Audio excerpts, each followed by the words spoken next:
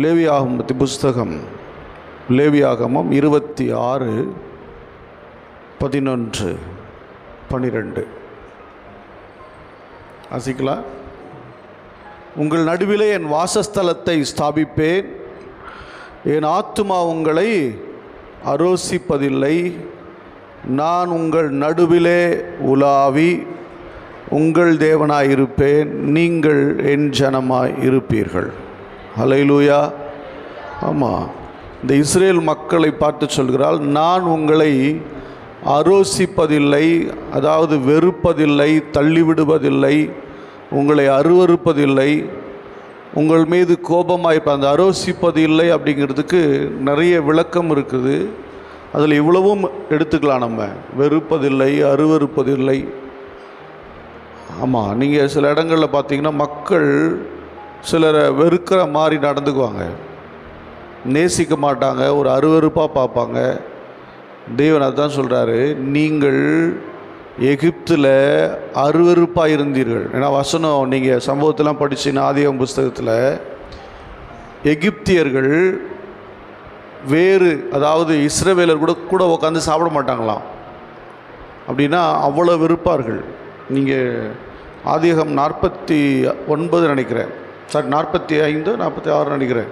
அதில் பார்த்தீங்கன்னா எகிப்தியர்கள் மெய்ப்பர்களோடு உட்காந்து என்ன பண்ண மாட்டாங்களாம், சாப்பிட மாட்டாங்களாம். அப்படின்னா ஒரு வெறுக்கத்தக்கதாக பார்க்கக்கூடிய சூழ்நிலை தான் எகிப்தில் இருந்துச்சு இஸ்ரேல் மக்களுக்கு. தேவனுடைய ஜனங்களுக்கு அப்படி தான் இருந்துச்சு. ஆனால் தேவன் சொல்லுகிறார், நான் உங்களை அரோசிப்பதில்லை, நான் உங்களை வெறுப்பதில்லை, நான் உங்களை அருவறுப்பதில்லை. ஏனென்றால் நான் உங்கள் மத்தியிலே நான் வாசம் பண்ண போகிறேன். ஹல்லேலூயா. உங்கள் மத்தியிலே நான் வாசம் பண்ணும்படியான ஒரு ஸ்தலத்தை நான் உண்டு பண்ண போகிறேன். ஆகவே நான் உங்களை என்ன பண்ண மாட்டேன், வெறுப்பதில்லை. தேவன் தம்முடைய ஜனங்கள் மத்தியிலே வந்து வாசம் பண்ணுவது மிகப்பெரிய பாக்கியம். ஹல்லேலூயா.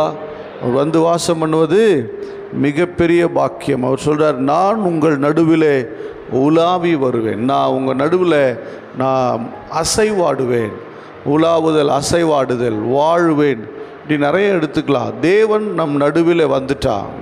நான் உங்கள் தேவனாயிருப்பேன், நீங்கள் என் ஜனமாயிருப்பீர்கள். ஹல்லேலூயா. நான் தான் உங்களுக்கு தேவன், வேறொரு தேவன் உங்களுக்கு இல்லை. நீங்கள் யாத்திராகமம் புத்தகத்தில் படித்தீங்கன்னா 20ஆம் அதிகாரத்தில், என்னை என்று வேறு தேவர்கள் உங்களுக்கு உண்டாயிருக்க வேண்டாம், விக்கிரகத்தை ஆகிலும் சொரூபத்தில் நமஸ்கரிக்க வேண்டாம், வேறு தேவன் உங்களுக்கு தேவையில்லை, நானே உங்கள் தேவனாயிருப்பேன். ஹல்லேலூயா. சொல்ல, நீங்கள் என் ஜனமாக இருப்பீர்கள். ஹல்லேலூயா. ஹல்லேலூயா. தேவன் நம் மத்தியில் கிரியை செய்ய வேண்டுமே, ஆனால் அவர் பேசுகிற தேவனாகத்தான் வாசிக்கிற உபாகமத்தின் புஸ்தகம் ஒரே வசனம். ஏன்னா உபாகமத்தை நிறைய இடத்துல சொல்கிற ஒரே சப்ஜெக்ட் தான் சொல்கிறார். 4:12 படிங்க. உபாகமம் 4:12, சாரி என்னாகம், ஆமாம் உபாகமம் 4:12 படிங்க. அந்த அக்கினியின் நடுவிலிருந்து கர்த்தர் உங்களோட பேசினார், வார்த்தைகளின் சத்தத்தை நீங்கள் கேட்டீர்கள், அந்த சத்தத்தை நீங்கள் கேட்டதை அன்றி ஒரு ரூபத்தையும் காணவில்லை. ஹல்லேலூயா. ஏன் ரூபத்தை காணவில்லை? நம்ம நினச்சிக்கோ அவர் இல்லையோ, அவர் முழுசாக இருக்கிறார், எந்த பக்கம் எந்த உருவம்னு கண்டுபிடிப்பீங்க. ஹல்லேலூயா. என்ன உருவத்தை நீங்கள் பார்ப்பீங்க? அக்னியிலிருந்து கர்த்தர் பேசினார். நம்ம நினைக்கிறோம் ஆண்டவர் இருக்கிறாரா இல்லையா, நம்ம எப்படி நினச்சிக்கிறோம், நம்மளை மாதிரி பக்கத்தில் ஒரு உருவமாக இருப்பார்.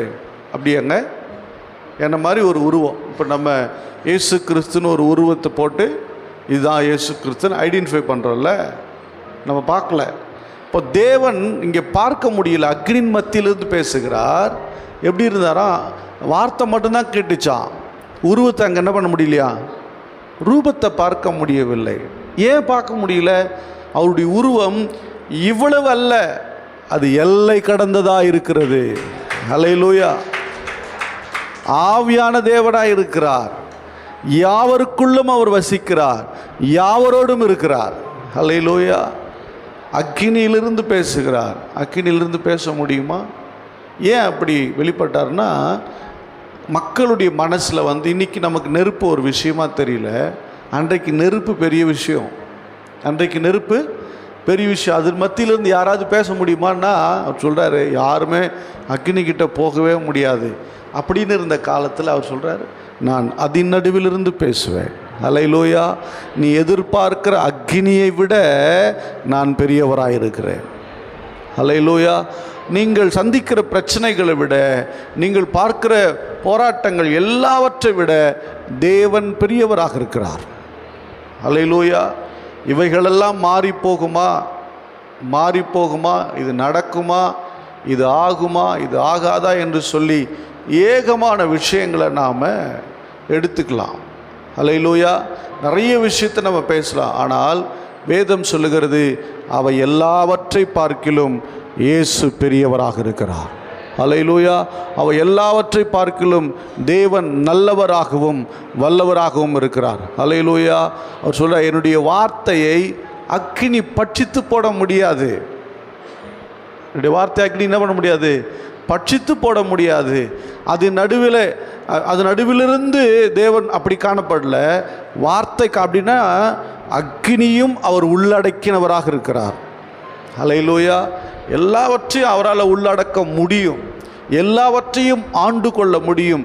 நம்மை பட்சிக்கிற எதுவானாலும் சரி, நம்மை அழித்து போடுகிற எதுவானாலும் சரி, அவைகளையும் தன் உள்ளடக்கினவராகவே இருக்கிறார்.